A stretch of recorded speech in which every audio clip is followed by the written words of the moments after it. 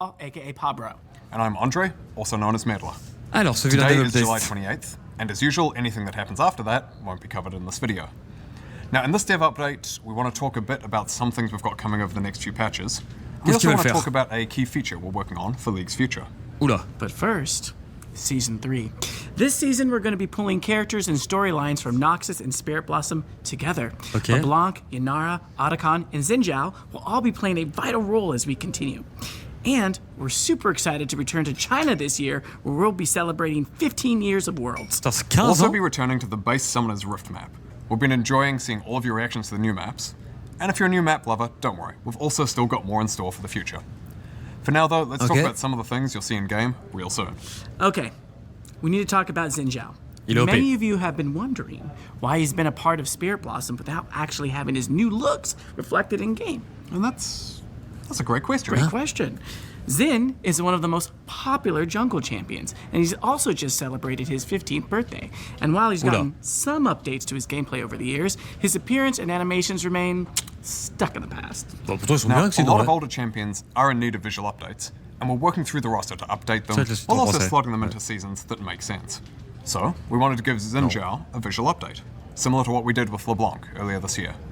Xin Zhao's gameplay is entirely untouched, as we feel his kit holds up really well. Outside of his base skin, all of the skins have been updated, and his current vaulted skins will be unvaulted for 2 weeks. So if you want to grab them, they'll be available for patches 2517 and 2518. Commando and Imperial Xin Zhao have also gotten additional upgrades, which have pushed them from 520 RP to 750 RP. You can still pick them both up at the lower price until Xin's update goes live in patch 2517. And that's it for Xin. Yep. graphic? Okay, yeah. He's getting a new epic skin as well. That'll be out later in Act 1. Speaking of skins, a few quick updates. Silas and Mel will be receiving prestige skins in the Mythic shop, and J4 and Zoe will get prestige skins on the Battle Pass in Acts 1 and 2, respectively. Now, we'll also be moving the Exalted Viego skin that we'd previously mentioned and passing to next year, since we want to take a bit more time to get that skin right. Okay. And finally, for Viktor Nation, we've got an important message. We do indeed. Viktor mains, we've heard you. Machine Herald Viktor will be coming out in patch 2519, and we'll be giving it to all of you Viktor lovers for free if you had Mastery 5 or above as of August 4th. Otherwise, for everyone else, they'll be available in the shop. We also have a small update to battle passes. Passes are slightly harder to complete than we intended, so we're going to be lowering the levels on the battle pass from 50 to 48 as a result. The amount of time between levels will stay the same, so you should see slightly faster completion. We won't be removing any rewards from the track, just condensing the pass a little. We're also adding some emotes and icons to the Mythic shop that were previously only earnable by completing TFT passes. So, you can finally go back and pick up some of your fan-favorite emotes from years ago if you never got a chance to get them. papa?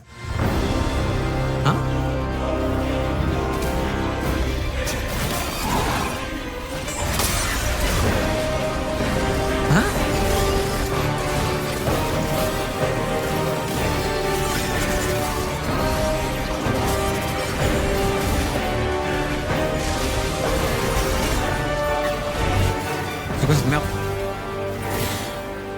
Le retour de Doombots, c'est quoi Doombots? So yeah, Doombots is back.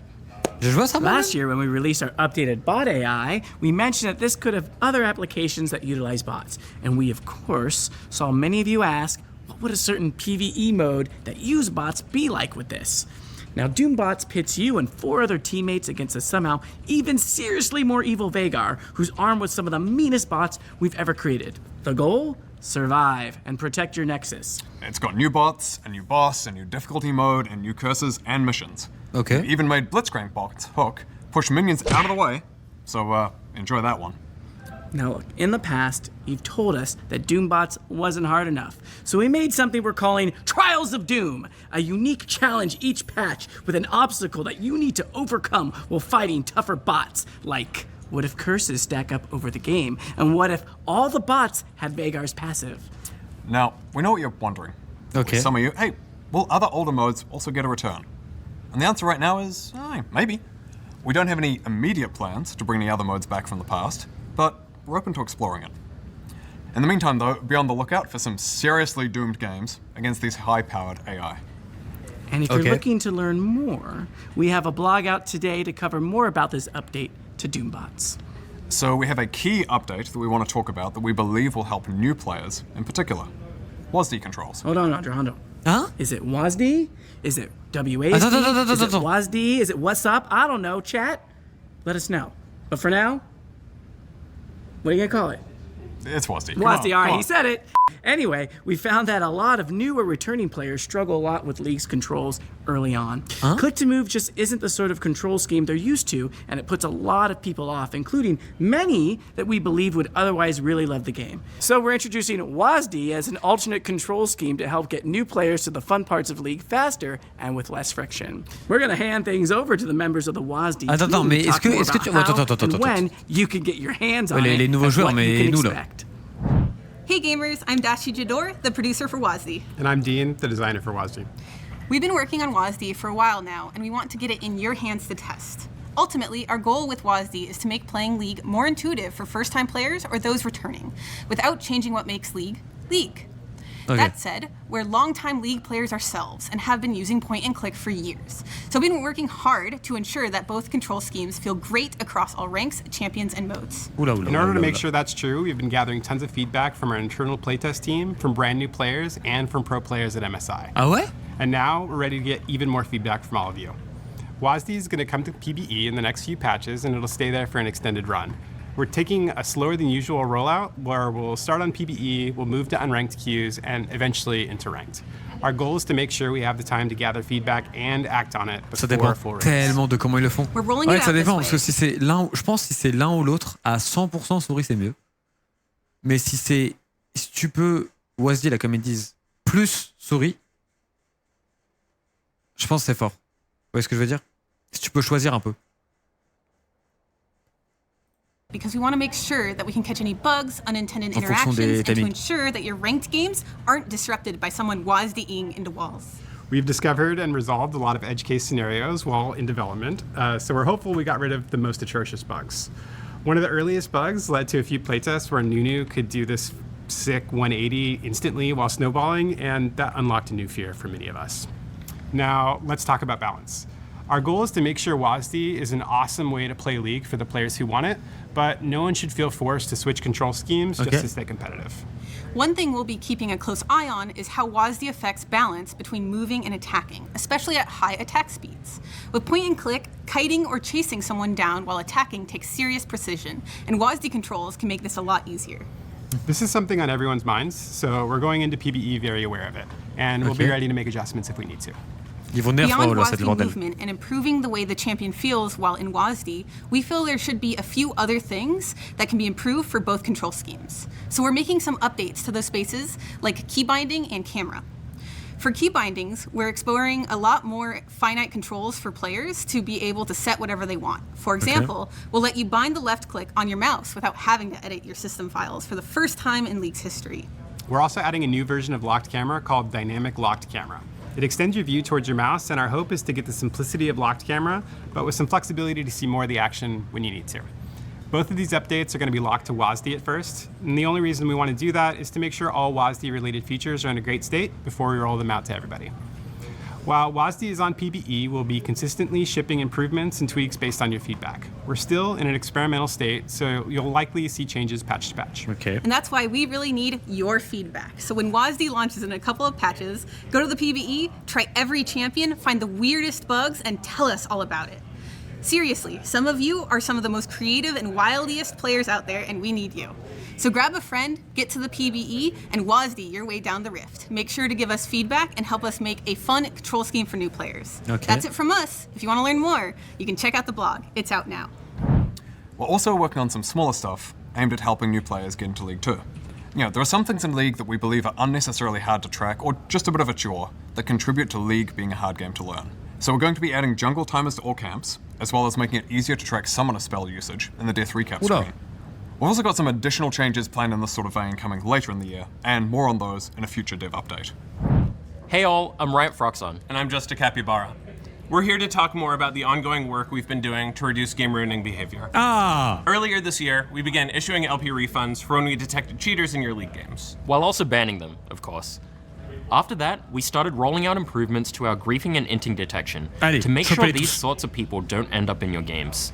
With all the work that we're doing for the future of League, we also know that the element we need to maintain above all else is League's competitive integrity. And in order to keep that reality, we need to give you games with 9 other players of similar skill levels. Oui. We've heard your frustrations over the years, and we know that you want us to do more about smurfing. Oula. We agree.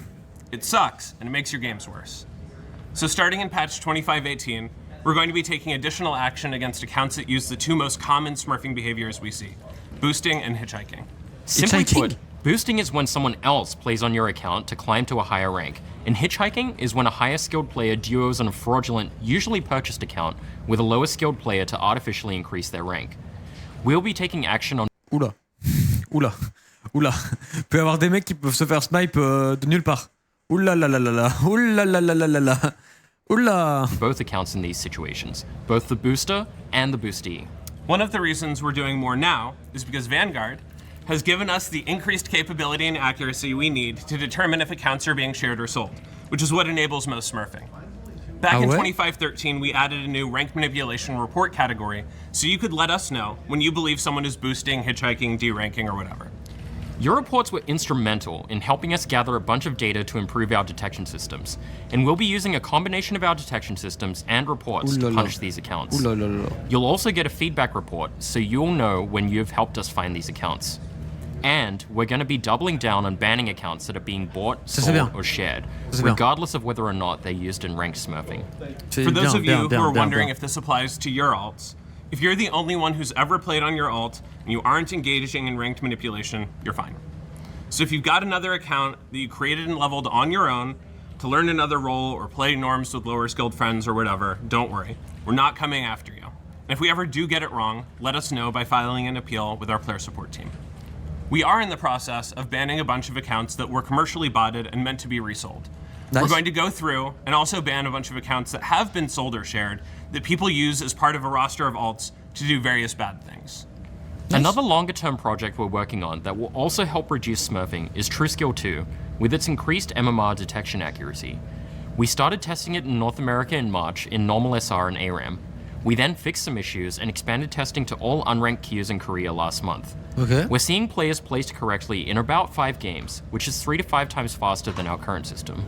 We know League's matchmaking is super important to you and to us. It's important to us that we meet those expectations, Ça, c'est bien, ça. and we know we have more work to do to get us there. That's it for us today, but we'll be back in October to share another update on this work. Pas If mal, you want to franchement, learn il more, bosse, hein. check out the dev blog that's live now. C'est bien, All bossé, right, hein. we know this is a long one, so here are some final updates. We'll kick off Worlds with the 2025 Anthem on October 10th, which will honor and celebrate all of the legends of the sport from over the years. Oh. Oh, c'est pas mal ça. En même temps, ils en ont déjà fait tellement pour T1 que bon.